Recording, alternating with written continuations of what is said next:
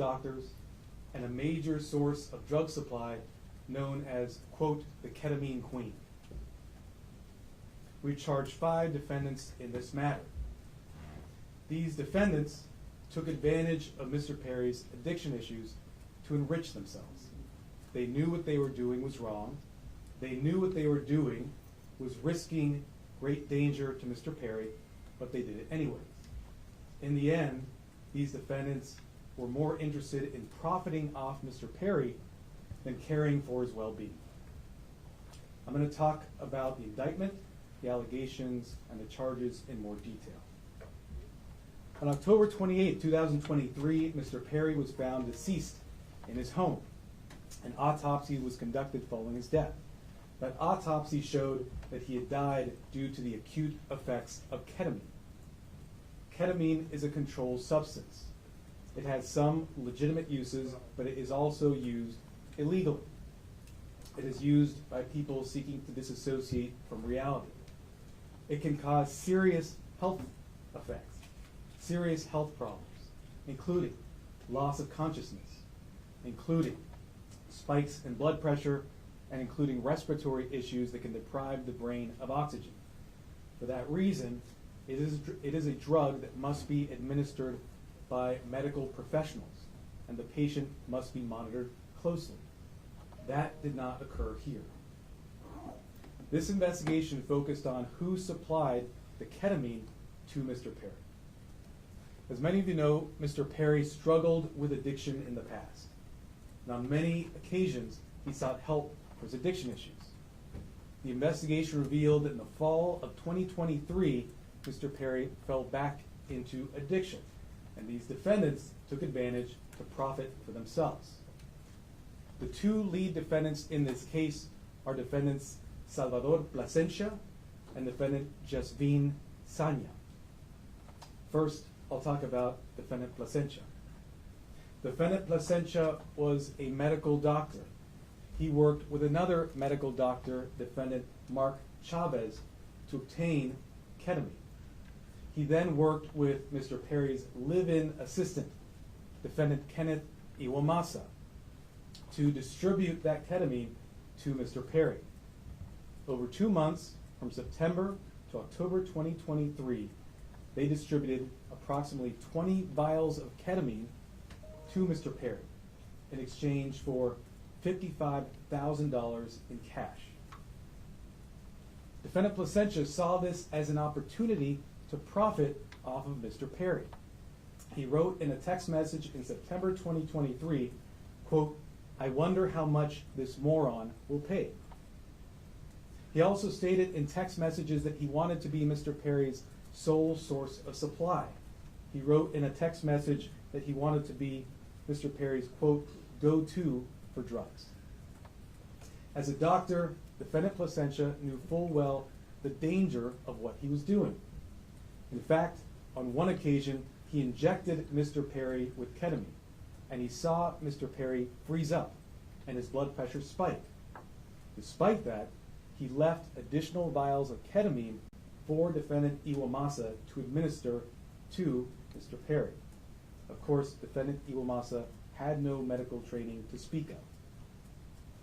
Defendant Plasencia knew what he was doing was harming Mr. Perry. He had spoken to another patient in mid-October 2023, and he told that patient that Mr. Perry was spiraling out of control with his addiction. Nonetheless, defendant Plasencia continued to offer ketamine to Mr. Perry. Likewise, defendant Sanya knew what she was doing was harming defendants and also Mr. Perry. She took advantage of Mr. Perry by selling large amounts of ketamine to Mr. Perry over a 2-week period in October of 2023. She sold approximately 50 vials of ketamine for approximately $11,000 in cash. She worked with a broker, defendant Eric Fleming, and also the live-in assistant, defendant Iwamasa, to distribute this ketamine. Sanya and the broker, defendant Fleming, saw this as an opportunity to profit off of Mr. Perry. In a text message, the broker wrote, quote, I wouldn't do it if there wasn't a chance of me making some money for doing this. Defendant Sonia sold the batch of ketamine that resulted in Mr. Perry's death on October 28th. Officers later searched defendant Sonia's home. During that search, they found what amounted to a drug-selling emporium. They found 80 vials of ketamine, thousands of pills containing methamphetamine, cocaine, bottles of Xanax and other illegally obtained prescription drugs, and drug-selling paraphernalia, including scales and ledgers. As I mentioned, the defendants in this case knew what they were doing was wrong. When they referred to the ketamine, they used coded language. They referred to it using terms such as, quote, Dr. Pepper, or quote, bots, or quote, cans. Also, defendants Placencia and Chavez, as medical doctors, knew full well this was not the proper way to administer ketamine, and they even talked about that in their exchanges. And defendant Sonia also knew that she was doing something that caused great risk to Mr. Perry. In fact, during this investigation, we learned that several years before, in 2019, defendant Sonia had sold ketamine to another customer. That person died the same day. And a family member of that person sent a message to defendant Sonia telling her the cause of death was ketamine. Nonetheless, defendant Sonia continued selling drugs, including the ketamine that ultimately killed Mr. Perry. That other victim was a person named Cody McLaurin. He died in 2019. As a result of this investigation, we have filed a drug distribution charge related to the death of Mr. McLaurin. After Mr. Perry died, these defendants tried to cover up what they had done. On October 28th, after reading news reports of Mr. Perry's death, defendant Sonia wrote a text message to defendant Fleming saying, quote, delete all our messages. Likewise, after Mr. Perry's death, defendant Placencia falsified medical records and notes to try to make it look like what he was doing was legitimate. It was not. We have filed numerous federal charges against the 5 defendants. These charges include conspiracy to distribute ketamine, distribution of ketamine resulting in death, maintaining drug-involved premises for that drug-selling emporium the defendant Sonia had, altering and falsifying records related to a federal investigation for those false medical notes and records that defendant Placencia made, and multiple other drug trafficking counts. Of course, the defendants are presumed innocent until proven guilty. The penalties these defendants face are very significant. With regard to defendant Placencia, the statutory maximum sentence he faces is 120 years in federal prison. With regard to defendant Sonia, the statutory maximum she faces is life imprisonment. By filing these extensive and serious charges, we are sending a clear message. If you are in the business of selling dangerous drugs, we will hold you accountable for the deaths that you cause.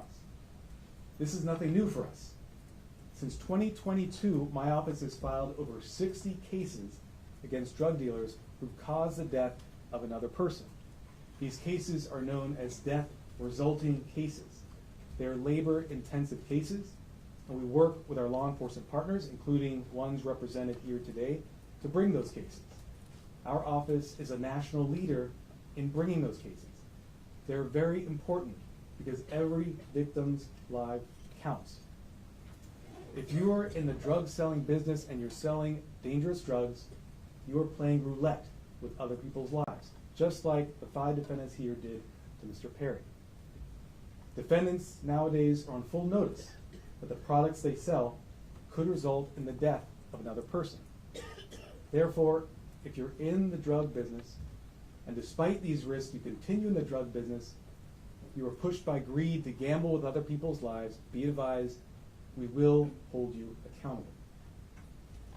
I want to thank Our partners in this case, the Los Angeles Police Department, the Drug Enforcement Administration, and the U.S. Postal Inspection Service.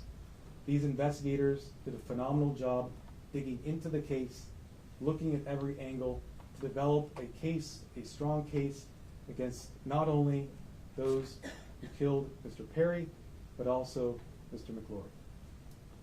I want to note that these cases are important and will continue to collaborate with our law enforcement partners to bring them, to ensure that justice is brought to every victim.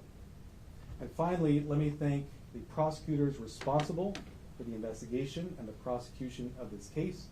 Those are Assistant United States Attorneys Ian Iannello and Xiaohan Tsai. And now I'd like to introduce Chief of Los Angeles Police Department, Dominic Choi.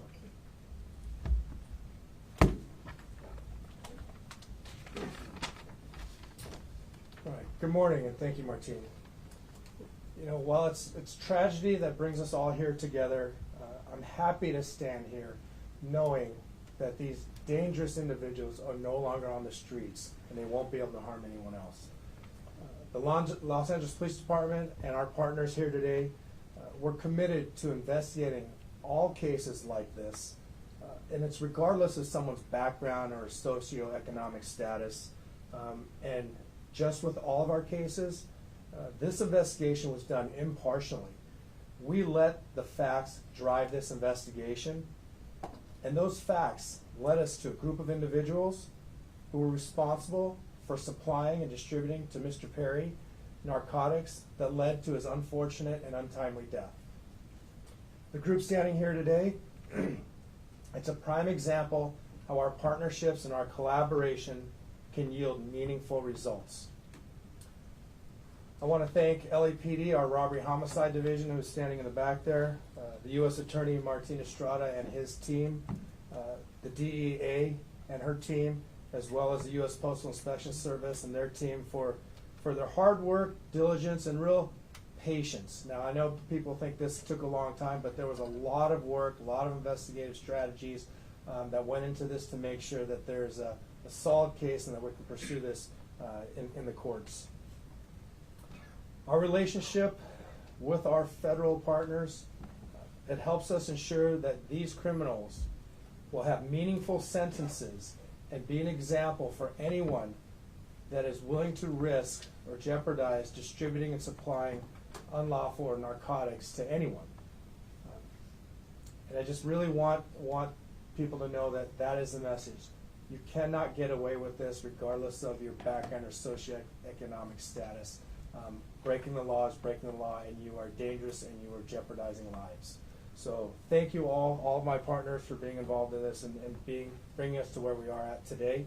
And at this time, I'd like to introduce DEA Administrator Ann Milgram.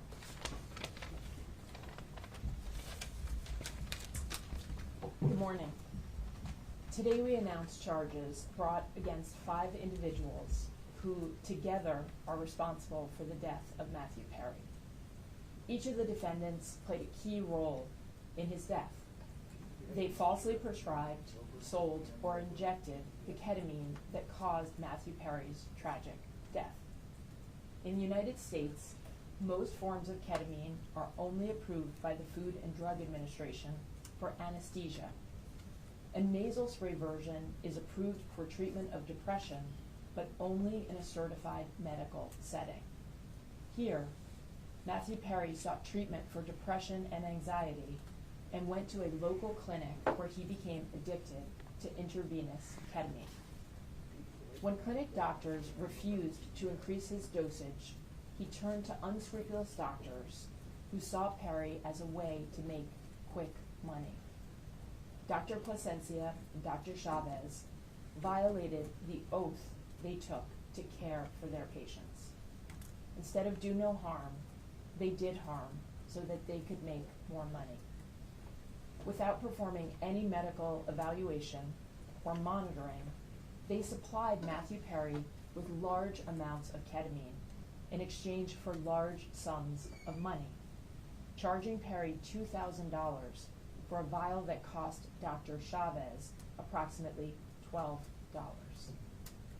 As Matthew Perry's ketamine addiction grew, he wanted more and he wanted it faster and cheaper. That is how he ended up buying from street dealers who sold the ketamine that ultimately led to his death. In doing so, he followed the arc that we have tragically seen with many others, whose substance use disorder begins in a doctor's office and ends in the street. Perry turned to a street dealer, Eric Fleming, who sourced his ketamine from a drug trafficker known as the ketamine queen, Jasveen Sangha. The ketamine supplied by Sangha would ultimately be the dose that took Matthew Perry's life. Sangha knew that the ketamine she supplied could be deadly, since in 2019 she had sold ketamine to Cody McLaury, who died at the age of 33. But despite this knowledge, she continued to sell ketamine and methamphetamine throughout Los Angeles. Matthew Perry's journey began with unscrupulous doctors who abused their position of trust because they saw him as a payday, and it ended with street dealers who sold him ketamine in unmarked vials. The desperation that led Perry to these individuals was not met with help, as it should have been from the doctors, but instead it was met with exploitation. Exploitation by those who should have guided him toward help. This betrayal of trust is at the heart of this tragedy. Since 2023, DEA has investigated nearly 500 drug poisoning and overdose cases just like Matthew Perry's. We run a national initiative known as OD Justice, where we work with our state and local law enforcement partners to conduct investigations after someone has passed away. And it is important to note that the national model we today have in every 50 state across the United States is based on the work that started here in Los Angeles. We began this work with our partners in the Los Angeles Police Department and with other local police departments and sheriff's offices in California, in the Los Angeles area, and with the U.S. Attorney's Office. And today it stands as our national model for this critical work. Together, as part of OD Justice, we work to bring justice for the lives that have been lost and to stop others from dying. Regardless of the size or scope of a drug distribution network, the DEA will work nonstop to uncover and disrupt this illegal activity, and in this case, the deadly activity. I want to close by noting that Matthew Perry's death is not just a tragic overdose. After his 2020 book openly discussed his struggles with substance use disorder, Matthew Perry told podcast host Tom Power that he would prefer to be remembered for helping people rather than for his work on Friends as Chandler Bing. And so perhaps what has happened and the tragic details that we are discussing today can help others and save lives. I want to thank the Los Angeles Police Department, the United States Postal Inspection Service, and the United States Attorney's Office in the Central District of California for their tremendous partnership and their outstanding dedication to this case. I also have the privilege of serving every single day with the men and women of the DEA, and today I want to particularly recognize the outstanding work of our Los Angeles Field Division, as well as our diversion investigators who tirelessly worked on this case to bring justice to the victims and the families. Thank you. It's now my privilege to introduce Postal Inspector Shields.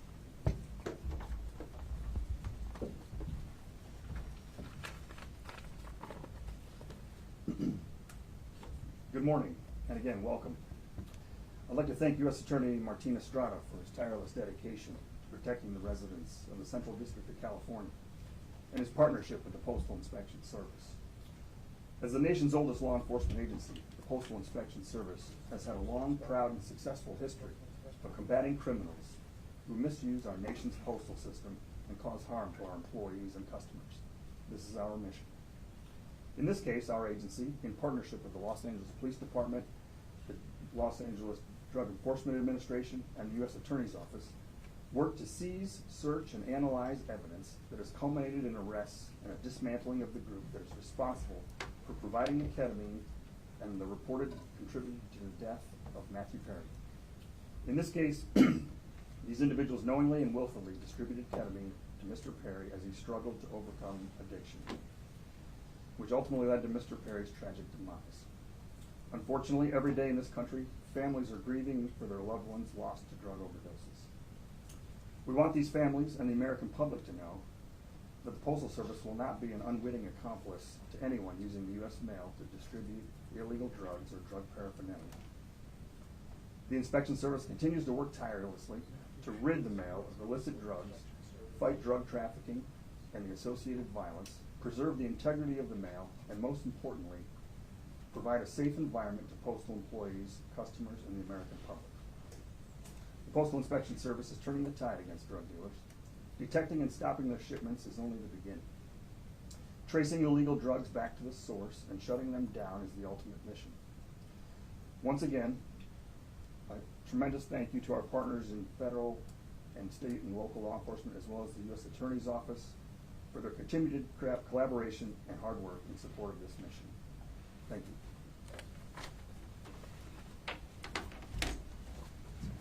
I'll now do brief remarks in Spanish, and then we'll do questions and answers. Where are the Spanish language reporters? Hold up your hands. Okay, great. Hoy anunciamos cargos criminales federales en conexión con la muerte del actor Matthew Perry. Nuestra investigación ha revelado una gran red criminal responsable por el tráfico de ketamina en grandes cantidades. Esta red incluía a un asistente personal para el señor Perry, 2 médicos y una narcotraficante conocida como la reina de la ketamina. Hemos archivado cargos federales contra 5 acusados. Estos acusados vendieron ketamina al actor Matthew Perry y vendieron ketamina en grandes cantidades, 70 viales de ketamina. Estos acusados sabían que lo que hacían era muy peligroso. Hablaban en palabras codificadas. Estos acusados sabían que lo que estaban haciendo causaba un riesgo al señor Perry. Por supuesto, 2 de ellos eran doctores, médicos. Pero, sin embargo, estos acusados siguieron vendiendo ketamina al señor Perry. A estos acusados les importaba más el efectivo que la vida humana. Desde 2022, mi oficina ha archivado más que 60 casos contra narcotraficantes responsables por la muerte de otra persona. Estos casos son muy importantes porque la vida de cada víctima es importante. Con todos esos casos, como en este caso, mandamos un mensaje muy claro. No vamos a tolerar a los narcotraficantes que apuestan con las vidas de otras personas.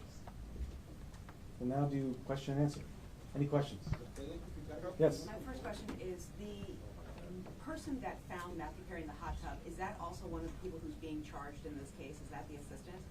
I didn't hear that. Can you repeat the question? Yes, the person, the assistant that's being charged in this case, is that also the person that found Matthew Perry in the hot tub? So the personal assistant we charged is defendant Kenneth Iwamasa. He was the one live-in assistant for Mr. Perry. Is he the one Yes. that found him in the hot tub? Yes. The doctor, when the patient tragically died in 2019, did law enforcement look into that death when they found out the patient died? I can't comment on that. What I can say is that through this investigation, we were able to connect defendant Sonia to that death in 2019 and file a charge related to that to vindicate the victim, Cody McGuire.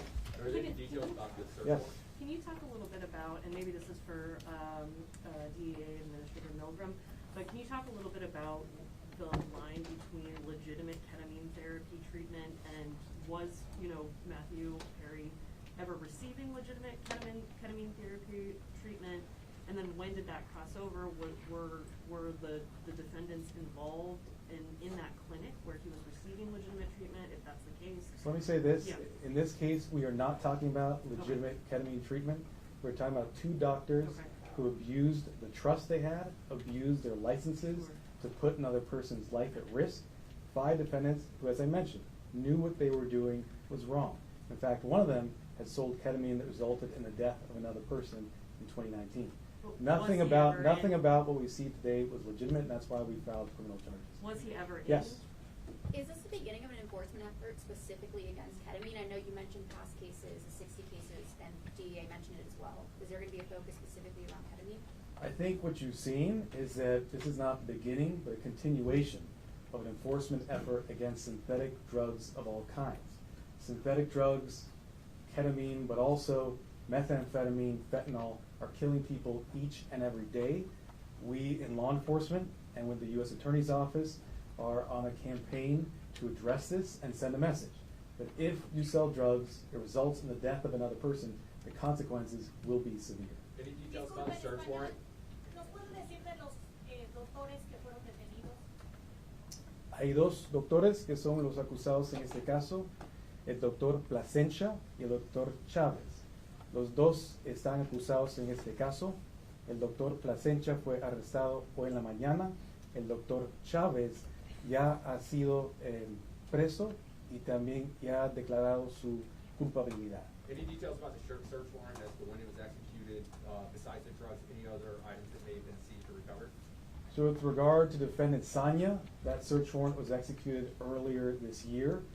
During that search, as I mentioned, we found not just 80 vials of ketamine, thousands of pills containing methamphetamine, cocaine, bottles of Xanax and other illegally prescribed drugs, and drug-selling paraphernalia. As I mentioned, it was a drug-selling emporium. You have your hand up in the middle? Yes, Nikki Snow with Entertainment Tonight. Are there any other celebrities involved in this investigation? And if so, who? I've mentioned the defendants in this case. We have 5 defendants. But the lead defendants are defendants Justine Sanya, Salvador Plasencia. We also have defendants Mark Chavez, another medical doctor. We have defendant Kenneth Iwamasa and defendant Eric Fleming. We look at the evidence, we see where that goes. We don't charge people based on whether they're celebrities or not celebrities. We charge them based on the evidence. I think what my colleague here was getting at before is in the autopsy report that was made public about his death, there were 2 physicians who were listed as being involved in Mr. Perry's treatment prior to his death. One of them was involved in what appeared to be legitimate therapeutic use of ketamine. Is there any indication that the people who were doing the off-label recreational use were connected with the legitimate therapy he was getting at any point? And So then what I'll second- tell you is, Yeah. before we get to your second, what I'll tell you is that in our cases, we go where the evidence leads us. We also respect patient privacy. What I will say is an autopsy was conducted. That autopsy showed Mr. Perry died as a result of the acute effects of ketamine. I won't go into further detail about Mr. Perry's personal history. Okay. Yes. And then Were any of the 5 charged on your radar prior to Perry's overdose? I can't comment on that. What I will say is the investigation is ongoing, but what we're announcing today are serious federal charges against these 5 defendants, supported by an extensive investigation. Sir, can you clarify the relationship? This woman has been patiently had her hand up. Yes. If Chavez was detained, when was he detained and was it related to this case as well? Defendant Chavez is a defendant in this case. Right. We filed this morning a plea agreement for defendant Chavez. So he's already not entered, but we have a filed plea agreement for him. 2 other defendants, defendant Iwamasa, have also signed plea agreements. That plea agreement has been entered. And defendant Fleming has signed a plea agreement. That plea agreement has been entered. As I mentioned, the 2 lead defendants in this case are defendants Plasencia and defendant Sanya, who were arrested this morning. Yes, sir. There were reports No, this morning. there's the patient man behind you. Fiscal, ¿nos puede identificar a los 5 detenidos y nos puede relacionar cómo comenzó la investigación con la reina de la ketamina en el 2019? Sí, hay 5 acusados. Y ya nombré los acusados. Hoy en la mañana 2 fueron arrestados. Fue la acusada Sanya y el acusado Plasencia, que fue un doctor médico. Sir, Yes. Yeah, there were reports this morning that the investigation could have uncovered other Hollywood celebrities who may have been buying from this same network. Is that accurate? And can you give us any sense of the customers that they were dealing with? So I can't comment on reports that are out there, their accuracy or inaccuracy. What I can tell you are the facts that we developed through our investigation. Those facts are what I've related to you this morning. Yes. You mentioned the queen of ketamine out of North Hollywood. What does that actually mean? how big was the network of people to whom she was selling narcotics and specifically ketamine? What I can say about defendant Sonia, known as the ketamine queen, was that she was a major source of supply for ketamine to others as well as Mr. Perry. I think the fact that we searched her house and found a drug selling emporium, including 80 vials of ketamine, would strongly suggest she was selling to many other individuals. Can you give a number, dozens, tens? I cannot, unfortunately, no. Any evidence as far as this has gone You, outside? let me, the gentleman there in the back. Extra TV, what has been Matthew's parents and family's reaction to the news coming out today? So I won't comment on specific statements made by victims' families. We value confidentiality. What I will say is that the work of our office is victim-driven. We work with victims, including their families, each and every day, not just on this case, but on all our cases, including the over 60 death-resulting cases I mentioned earlier. We have been in communication, and I will leave it at that. Yes? Hello, sir. Were all the defendants American citizens, and where were they sourcing their drugs? What I can say is that all the defendants, actually I can't comment on citizenship at this time. I can't comment on the sourcing either. I've given you the facts in terms of the drug sale. Yes, sir.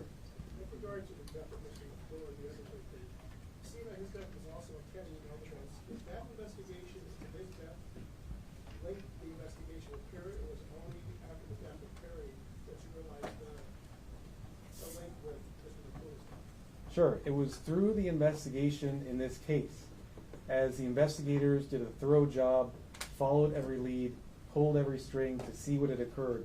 They learned about the extent of defendant Sonia's criminal conduct and learned about the sale in 2019. And because of that investigation, we have filed a charge related to the death of victim McClure. And that's important because we want to vindicate all victims who suffered these types of tragedies. So how much? I'll do 2 more questions. How much reason to believe that the so-called queen of ketamine is linked to any more deaths? Are there any more investigations and any more possible that she could be linked to? I think, as I mentioned, we've linked her to sales of ketamine, which resulted in at least 2 deaths. We searched her home. We found a drug-selling emporium. I can't comment. I can't speculate on things such as what you're suggesting. I will say, in this case, she is facing very significant federal charges, including a charge that carries a 10-year mandatory minimum sentence. Yes, sir. Were these 5 continuing to sell ketamine or other drugs after Perry's death? I can't comment on that in terms of where they were selling. No, like in terms of afterwards, were they What I can say is that we searched the home of one of the defendants following Mr. Perry's death. She had 80 vials of ketamine, thousands of pills of methamphetamine, cocaine, bottles of Xanax. Thank you very much. Appreciate it. Can you just clarify the relation, really? Did the doctors work with the street dealers specifically, or was that a separate sale of ketamine, or were they connected? So last question, because you've been so patient. We charge a conspiracy here. The conspiracy is against all 5 defendants for selling ketamine to Mr. Perry. Thank you so much. All right, thank you, ladies and gentlemen. The press release is out. It's online. We've emailed it. It's on social media. So.